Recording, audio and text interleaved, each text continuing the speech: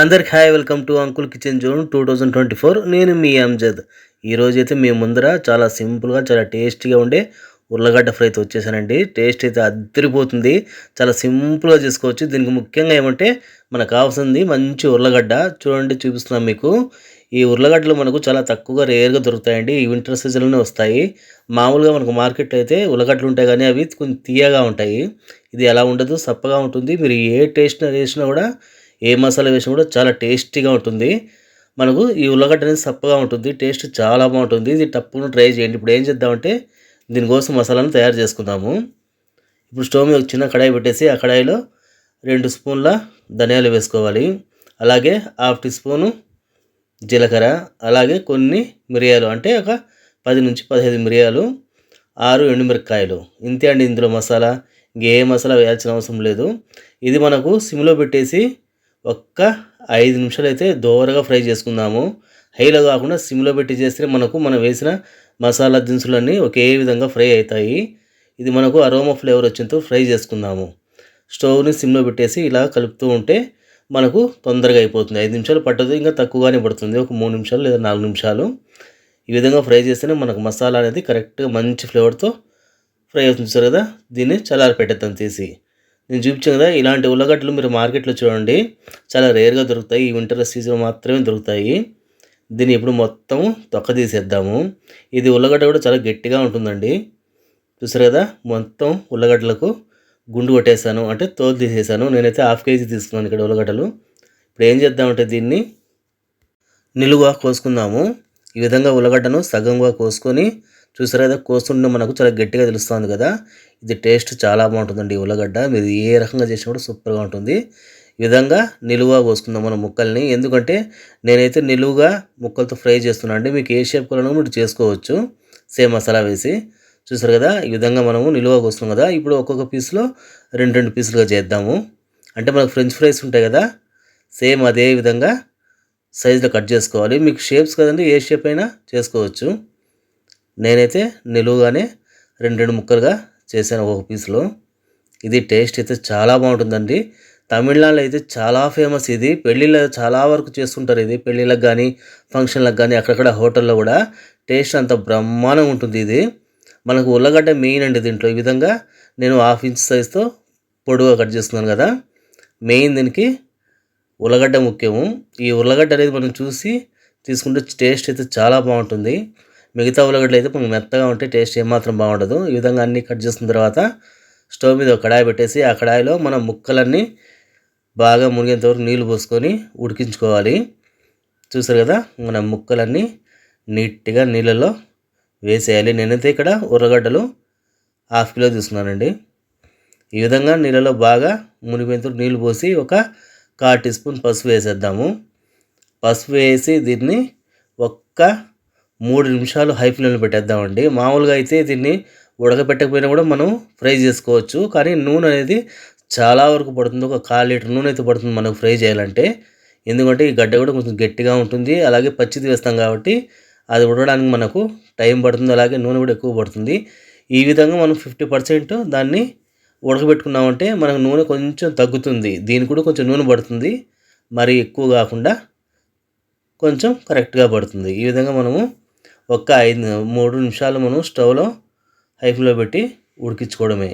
చూసారు కదా, మన ఉల్లగడ్డలు అనేది బాగా ఉడికిపోయాయి. ముక్కలు ఇక్కడ మీరు సమానంగా ఒకే విధంగా ఉంటే మనకు ముక్కలని ఒకేలా ఉడుకుతాయండి. ఒక ముక్క సన్నగా, ఒక ముక్క లావుగా ఉంటే కొంచెం మనకు బ్యాలెన్స్ అనేది తప్పుతుంది ఫ్రై అయ్యేటప్పుడు. ఎందుకంటే అప్పుడు ఒక ముక్క మెత్తగా ఉంటుంది, ఒక ముక్క గట్టిగా ఉంటుంది కాబట్టి. ఇది ఉర్లగడ్డ కొంచెం గట్టిగా ఉంటుంది. ఈ విధంగా ఉడికిన తర్వాత 50% మొత్తం జల్లిగంటితో పక్కన తీద్దాము. మీరు ఈ ఉల్లగడ్డతో తప్పకుండా ట్రై చేయండి. మార్కెట్లో వెళ్ళినప్పుడు అడిగి మరీ తీసుకోండి. ఈ విధంగా ఉర్లగడ్డ ముక్కలన్నీ ఒక ప్లేట్లో తీసుకునేసి మనం ఫ్యాన్ కింద అయితే ఒక 10 నిమిషాలు పెట్టేద్దామండి. ఇది ఫ్యాన్ కింద పెడితే మనకు బాగా చల్లారిపోతాయి. వెంటనే చేస్తే మనకు ముద్దగా అయిపోతుంది. అలా కాకుండా ఫ్యాన్ కింద అయితే పెట్టేద్దాము ఒక 10 నిమిషాలు. ఇప్పుడు ఏం చేద్దామంటే మసాలా మనము ఫ్రై చేసి పెట్టుకున్నాం కదా, ఆ మసాలాని అయితే మనం ఇప్పుడు పొడి కొట్టుకునేద్దాము. పొడి కొట్టే ముందు ఇదే మసాలాలో ఒక 4 తెల్లగడ్డపాయలు అయితే వేసుకున్నానండి. నేనైతే పెద్ద వేసుకున్నాను, కొంచెం లాగా ఉండి 4 వేసుకున్నాను. చిన్నవి అయితే ఒక 6 వేసుకోండి. ఇప్పుడు దీన్ని నీళ్లు పోయకుండా పౌడర్ కొట్టుకుందాం మనం. చూసారు కదా, మన మసాలా అయితే రెడీ అయిపోయింది. అసలు మంచి అరోమా ఫ్లేవర్ అండి ఇది. టేస్ట్ మాత్రం చాలా అల్టిమేట్‌గా ఉంటుంది. స్టవ్ మీద ఒక ప్యాన్ పెట్టేసి ఆ ప్యాన్‌లో 4 చెంచాల నూనె అయితే వేసుకుందామండి. నూనె దీనికి కొంచెం ఎక్కువగానే పడుతుందండి.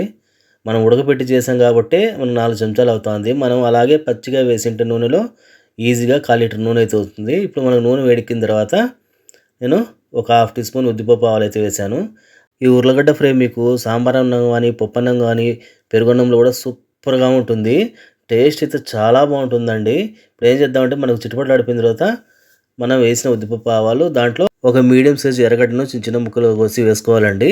మనకు ఎప్పుడు కూడా కాయగూరల్లో ఫ్రైలో ఎర్రగడ్డ అనేది చాలా తక్కువ వాడితేనే మంచిది. ఎందుకంటే ఎర్రగడ్డలు ఎక్కువ వేసామంటే మనకు టేస్ట్ అనేది రాదు. కొంచెం తియ్యదనం అని వచ్చేస్తుంది. దానికే ఒక మీడియం సైజ్ ఎర్రగడ్డనైతే నేను వేశాను. Half kilo ఉర్లగడ్డలకి.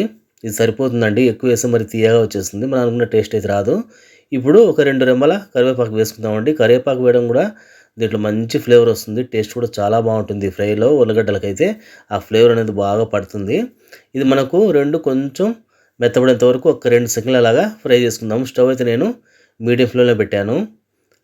అసలు మనకు ఆ ఉర్లగడ్డ ఫ్రై చేస్తూ ఉంటే మసాలా వాసన అయితే గుమ్మ గుమ్మ గుమ్మ వస్తుందండి. మనం వేసింది కూడా చాలా సింపుల్ మసాలాలే కదా! చాలా బాగుంటుంది. చాలా బ్రహ్మాండంగా ఉంటుంది. ఇది తమిళనాడు సైడ్‌లో అయితే చాలా సూపర్‌గా చేస్తారు. మన ఆంధ్రాలో కూడా అక్కడక్కడ చేస్తుంటారు. కొంచెం డిఫరెంట్ స్టైల్‌గా చేస్తుంటారు.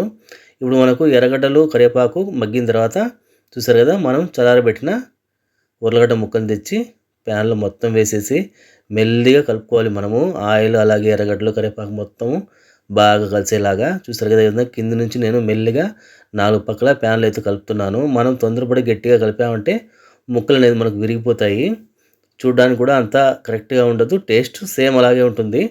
చూడ్డానికి కూడా బాగుండాలి కదా మనం చేసే డిష్ అనేది. ఇప్పుడు మెల్లిగా 4 పక్కల ప్యాన్‌లో అయితే కలుపుకోవాలి. ఒక్క 4 సెకన్లు అయితే అలాగే పెట్టేసాను నేను.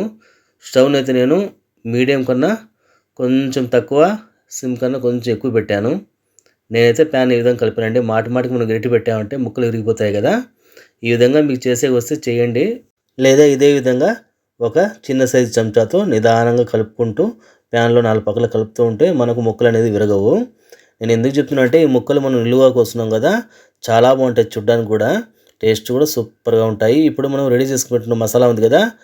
అది పొడి కొట్టేసాం కదా! బాగా మనము 4 పక్కల ప్యాన్‌లో ఉల్లగడ్డల మీద వేసి మెల్లి కలుపుకుందామండి. ఇది మసాలా మొత్తం మనకు ఉల్లగడ్డలకు బాగా కోటింగ్ లాగా అయిపోవాలి. మొత్తం ప్రతి ఒక్క ఉల్లగడ్డకు అన్ని వైపులా పట్టేలాగా దీన్నైతే మనం కలుపుకోవాలి. చూసారు కదా! నేను ఏ విధంగా కలుపుతున్నానో అదే విధంగా కలుపుకొని మెల్లిగా కలుపుకోండి కింద నుంచి. ఈ విధంగా ఉల్లగడ్డ ముక్కల్ని 4 పక్కల ప్యాన్‌లో బాగా కలుపుకోవాలి మనము. నేనేమో ఉప్పు అయితే వేసానండి. అది షూట్ చేయలేకపోయాను. ఉప్పు అయితే నేను ఒక స్పూన్ వేశాను. అరకిలో ఉర్లగడ్డలకైతే రుచికి తగ్గ ఉప్పు వేశాను. అది షూట్ చేయలేకపోయాను. ఇప్పుడు ఏం చేద్దామంటే మనం మసాలా మొత్తం కలిపిన తర్వాత ఒక్క 5 నిమిషాలు అలాగే పెట్టేద్దామండి స్టవ్ మీద సిమ్‌లో పెట్టేసి. ఎందుకంటే మసాలాలు ఎక్కువ కూడా ఇది ఫ్రై అవ్వకూడదు. ఫ్రై అయ్యాయంటే మరి చేదుగా వచ్చేస్తుంది మనకు. అలా కాకుండా ఒక్క 5 నిమిషాలు పెట్టేసి కలుపుకోవడమే. చూసారు కదా! మనకు వేడి వేడిగా పొగలు కక్కుతూ మన ఉర్లగడ్డ వేపుడు అనేది రెడీ అయిపోయింది. తమిళనాడు ఫేమస్ అండి ఇది. టేస్ట్ అయితే చాలా బాగుంటుంది. సాంబార్ అన్నము, పప్పన్నంలో, పెరుగన్నంలో అయితే చాలా హైలైట్ కాంబినేషన్ ఇది. చాలా వరకు అక్కడ పెళ్ళిళ్ళకి కానీ, ఫంక్షన్‌లకు కానీ చేస్తూ ఉంటారు. టేస్ట్ అయితే చాలా అల్టిమేట్‌గా ఉంటుంది. మీకు తప్పకుండా నచ్చుతుంది. లైక్ చేయండి, సబ్స్క్రైబ్ చేయండి, షేర్ చేయండి. Thanks for watching me friends.